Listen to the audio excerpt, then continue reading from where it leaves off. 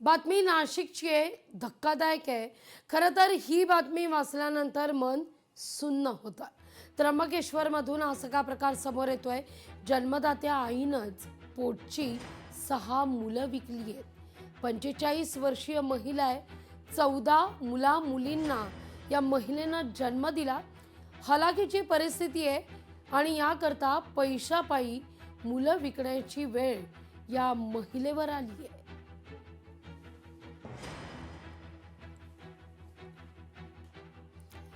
तर या गाडीची सगळ्यात महत्त्वाची अपडेट समोर येते.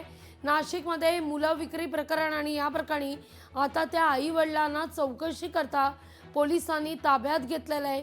आई वडील फरार असल्याची बातमी समोर आलेली होती, पण आपण मुलं विक्री केली नाही, दत्तक म्हणून दिलेली आहेत असं आता आईकडून चौकशीतून खुलासा होताना दिसतोय. माझ्या नातेवाईकांकडेच मुलांना दत्तक देण्यात आलेलं आहे असं या आईनं सांगितलेलं आहे.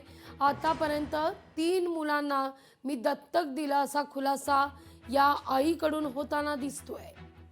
या सगळ्याविषयी अधिक माहिती घेऊया आपले प्रतिनिधी महेश महाले यांच्याकडून. महेश, एक मोठी अपडेट या प्रकरणात. अगदी खरं आहे लागवी. खरं तर या प्रकरणामध्ये आता मोठी अपडेट समोर आलेली आहे. शासनाने त्र्यंबकेश्वर मधील बर्ड्याची पाडी या ठिकाणी जे मुलं विक्री केल्याचा धक्कादायक प्रकार जो समोर आलेला होता, त्या प्रकरणी आता शासनाने एका समितीची स्थापना केलेली आहे आणि या चौकशीद्वारे आता या सर्वाची जी आहे ती चौकशी केली जाणार आहे. मात्र जे चित्र समोर आलेले आहे ते अत्यंत धक्कादायक आणि विदारक आहे. आदिवासी बहुल असा हा त्र्यंबकेश्वर मधील भाग आहे आणि यामध्ये बच्चूबाई हांडगे या महिलेने आपल्या 4 मुला-मुलींची विक्री केल्याचं समोर आलेलं होतं. खरं तर पोटाची खळगी भरण्यासाठी त्यांच्याकडे पैसे नव्हते आणि त्यातून त्यांनी हा सगळा प्रकार केलेला होता. मात्र काल रात्री उशिरा पोलिसांनी बच्चूबाई हांडगे आणि तिच्या पतीला ताब्यात घेतलं. त्यांची चौकशी केली तर या महिलेने एक खुलासा केला आहे की मी हे मुलं विक्री केली नाही, तर दत्तक म्हणून माझ्या नातेवाईकांकडेच मुलाला दत्तक दिलेले आहे. आतापर्यंत 3 मुलांना मी दत्तक दिले असा आईकडून खुलासा करण्यात आलेला आहे. अगदी तर महेश, विक्री मला करून खरं तर पैसे देखील तोच मुद्दा विचारायचा आहे. 6 मुलं विकली अशी सुरुवातीला बातमी समोर येते. 14 मुलांना जन्म दिलेला होता. 3 मुलं दत्तक दिली. इतरांचं काय? याविषयी काही अपडेट मिळतीये का?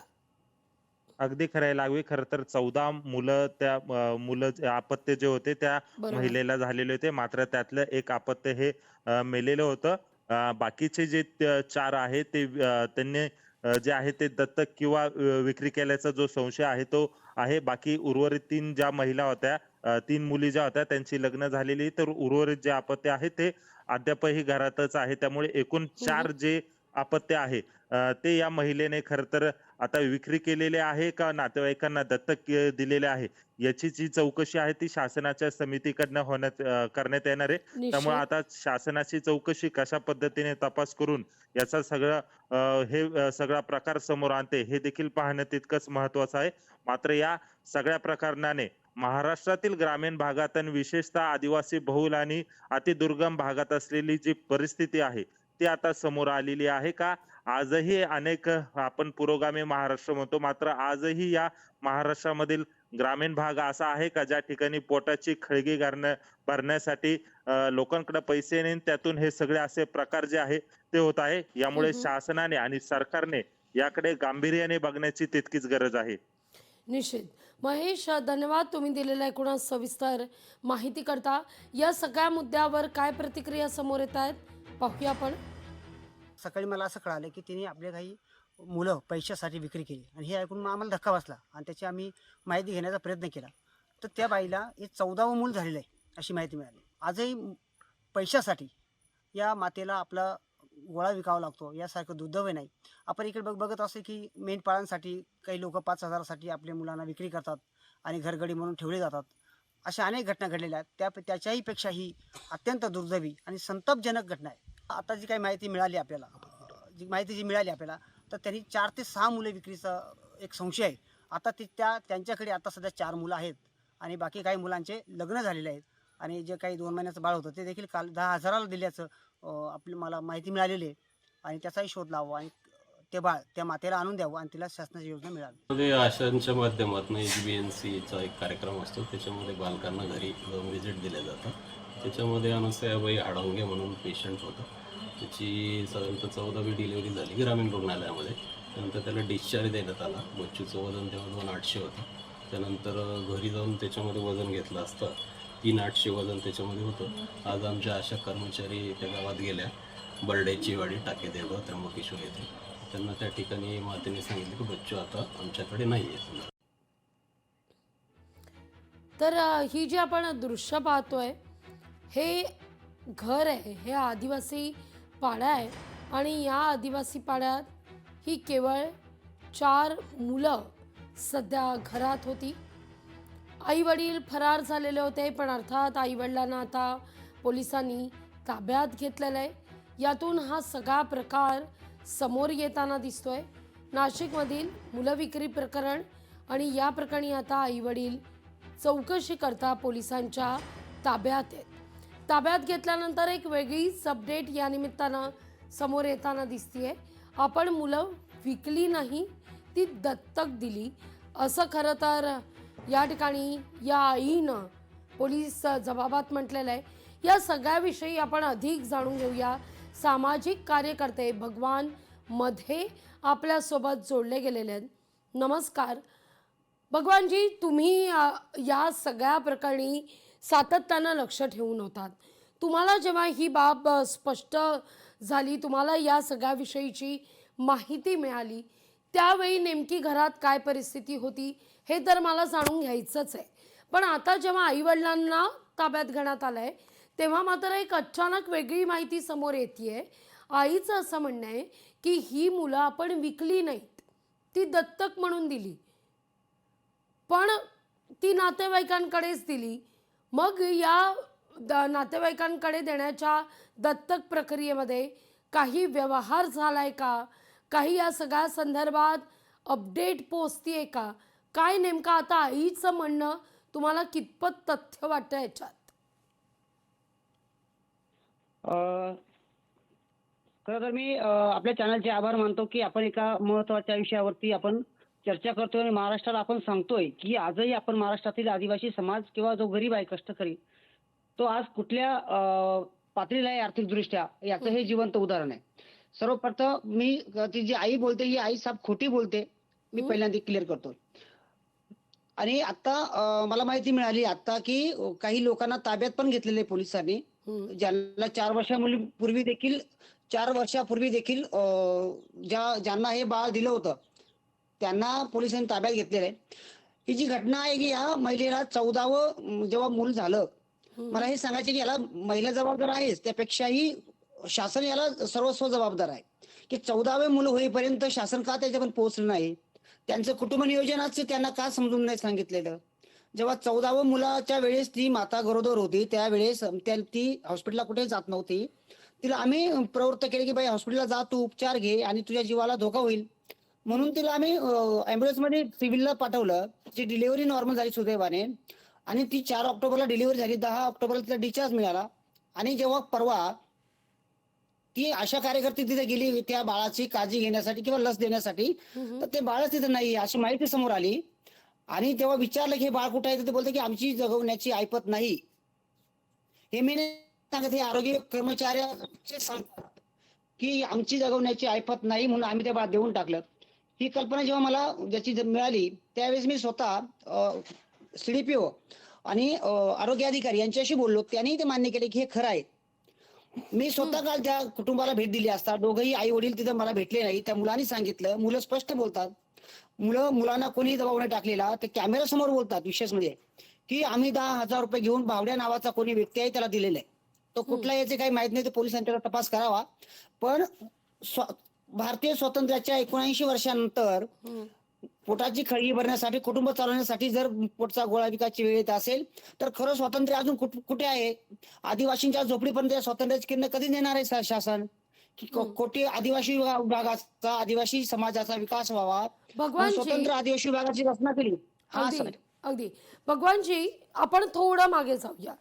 मला मुद्दा हा विचारायचा आहे, तुमचे आणि या कुटुंबाचे संबंध कसे सुरू झाले? म्हणजे तुम्ही या कुटुंबापर्यंत कसे पोहोचलात? तेव्हा या कुटुंबाची काय स्थिती होती? किती बाळं त्या ठिकाणी होती? किती मुलांची लग्न झालेली होती? आणि मध्यंतरीच्या काळात पुलाखालून बरंच पाणी गेल्यानंतर आता नेमकी काय स्थिती आहे? नाही, या कुटुंब माझ्या गावापासून शेजारी असतं, पण मी सामाजिक काम करतो, माझे कार्यकर्ते काम करतात. आणि खरं तर या कुटुंबाशी आपला काही आधी संबंध नव्हता. हं, पण जेव्हा ही 14व्या खेपेला जेव्हा डिलिव्हरीसाठी जात नव्हती, तेव्हा आरोग्य कर्मचारी थकले त्यांना सांगून सांगून. आशा कार्यकर्ते असतील, त्यांचे सीएच असतील, त्यांचे मेडिकल ऑफिसर असतील, एमओ असतील, हे सांगून थकले की बाई ती येत नाही बाई. जेव्हा हे थकल्यानंतर की बाबा या बाईला कोण समजावून सांगेल, तर मग संघटनेचे कार्यकर्ते सांगतील. म्हणून ते माझ्याकडे आले आरोग्य कर्मचारी आणि सांगितलं की अशी अशी एक बाई आहे, तिची 14 खेप आहे. हे आम्हाला काही माहित नव्हतं किती खेप आहे ती. हं, आणि जेव्हा माहित झाली 14वी खेप आहे आणि त्या बाईच्या जीवाला धोका आहे, तर तिला आपल्याला औषध देणं गरजेचं आहे. हं, मग मी माझ्या मिसेसला पाठवलं स्वतः की तू जा त्या बाईला समजावून सांग. ती बाई तयार झाली आणि मग त्र्यंबकेश्वरच्या रुग्णालयामध्ये तिला आपण उपचाराला दाखल केलं आणि ती सुदैवाने नॉर्मल डिलिव्हरी झाली. हं, आणि मग जेव्हा हे मला परवा कळालं की तिने बाळ दिलं आणि मी जेव्हा माहिती घेतली की तिने बाळ विकलं, मला लोकांनी सांगितलं अहो म्हणे एकच नाही विकलेलं, असे अनेक मुलं विकले. ती अशीच करते म्हणे, 4,000 घेते, 5,000 घेते. आता पण विकलं म्हणे, 5-7 दिवस झाले विकले म्हणजे. मला आता माहित झालं. आणि मग मी स्वतः जेव्हा घरी गेलो काल, तेव्हा मला कळालं. आणि मी जेव्हा चर्चा केली की बाबा आज कुठे मुलं आहेत, मग मला काही वाळवीला लोक मिळाले, काही शहापूरला पण विकलेले आहेत, काही पालघरमध्ये एक बाळ दिलं होतं, ते बाळ डेट झालं असं पण सांगितलं. आणि एक गावात, माझ्याच गावातच्या शेजारी एकाला दिलेली आहे, ती आता शहापूरला कुठेतरी, ती 8 वर्षाची मुलगी झालेली आहे. म्हणजे 8 वर्षापूर्वी पण तिने एक मुलीला दिलेलं आहे. आणि तेव्हा हे मला म्हणजे खूप संताप आला की बाबा ती महिला दोष आहे, त्यापेक्षा सरकार खूप दोषी ना. तिच्यावरती ही वेळ का आली, तिला का नाही कोणी सरकार. त्या घरामध्ये आम्ही जेव्हा गेलो तर त्यांना घरकुल पण नाही मिळालं, सरकारची योजना पण नाही मिळाली. जर सरकारी कर्मचारी पोहोचले असते आणि कुटुंब नियोजनाची जर प्रक्रिया समजून सांगितली असती, फायदे आणि तोटे, तर त्या महिलेने ऐकलं पण असतं ना. हं. पण आज पोटाची खळगी भरण्यासाठी त्या महिलेला बाळ विकावं लागतं, यासारखं दुर्दैव काय असेल. म्हणजे तुम्ही जे सांगताय ते अतिशय धक्कादायक आहे. एक मुलगी जी सापडली तुम्हाला, जी शहापूरला होती, तिचं वय 18 वर्ष आहे. म्हणजे 18 वर्षांपूर्वी तिला विकण्यात आलं. व्यवहार झाला 18 वर्षांपूर्वी. आता आता तुम्ही जो तिचं म्हणणं असं आहे की आम्ही दत्तक दिलं. हां, आता त्या मातेचं असं म्हणणं आहे की आम्ही मात्र दत्तक दिली आणि ही दत्तक दिलेली मुलं इतर कोणाकडे नसून ती आमच्या नातेवाईकांकडेच देण्यात आली आहेत.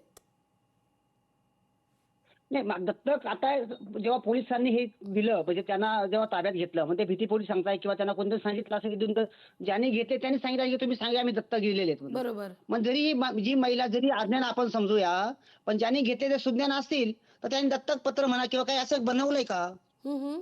जी काही प्रक्रिया असते ती केली का दत्तकाची, तर हे केवळ त्या भीतीपोटी सांगताय. ती महिला जरी अज्ञान असेल पण घेणारे सुज्ञान असतील, तर त्यांनी मग का नाही दत्तक पत्र बनवलं. आणि ते घरातले लहान मुलं सांगताय ना की 10,000 रुपये घेऊन दिलेले म्हणून. ते कॅमेऱ्याच्या समोर बोलले, माझ्या समोर बोलले, मी स्वतः ऐकलेलं आहे, मी स्वतः गेलो त्या मुलांशी मी बोललो स्वतः. तुम्ही त्या मुलांशी बोललात तेव्हा त्यांचं काय म्हणणं होतं?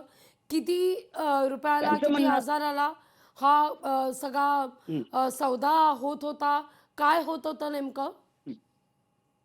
मी त्या मुलाची बोलले की का दिलं त्या बाळाला आपल्या. त्यात एक मोठा मुलगा जो आहे ना, म्हणजे सर्वात धक्कादायक गोष्ट अशी मला समजली गेल्यानंतर की त्याचा मोठा मुलगा जो आहे त्या महिलेचा, तो बोलला की देऊ नका या बाळाला. हं, ती लहान मुलगी पण बोलत होती की मी बोलले की देऊ नका त्याला, पण ते ऐकत नव्हतं. आणि माझ्या आईला त्या बाळाला दूध पाजण्यासाठी दूध नव्हतं, तिचं रक्त कमी होतं आणि म्हणून आम्ही ते बाळाला विकलं आणि 10,000 रुपये घेतले. असं म्हणजे आजाराचं कारण सांगून दिलं. परंतु हे झालं आता आजाराचं, पण जेव्हा 8 वर्षापूर्वी एका मुलीला दिलं गेलं तेव्हा तर कुठलाही आजार नव्हता. हं, हं. आणि हे कारण मुद्दाम हे कारण सांगून त्या बाळाला दिलं गेलं. अगदी अगदी. या खूप खूप धन्यवाद भगवानजी. तुम्ही या सगळ्याविषयी आमच्याशी बोलण्याकरता वेळ काढलात आणि तुम्ही या सगळ्याविषयी आम्हाला अधिक माहिती दिलीत, त्याबद्दल तुमचे आभार. खरं तर हा सगळा धक्कादायक प्रकार आहे त्र्यंबकेश्वरमधला. आता मात्र या सगळ्या प्रकरणी पोलिसांनी तपासाला सुरुवातही केलेली आहे. या सगळ्या प्रकरणामध्ये पालकांना ताब्यातही घेण्यात आलेलं आहे आईची आणि वडिलांची या सगळ्या प्रकरणी चौकशी सुद्धा होतीये. भगवानजी, धन्यवाद आमच्याशी संवाद साधलात त्याबद्दल. अर्थात यावर आता काय कारवाई होते हे पाहणं फार महत्त्वाचं असणार आहे. लोकशाही मराठी ऐका, पहा, जागरूक रहा.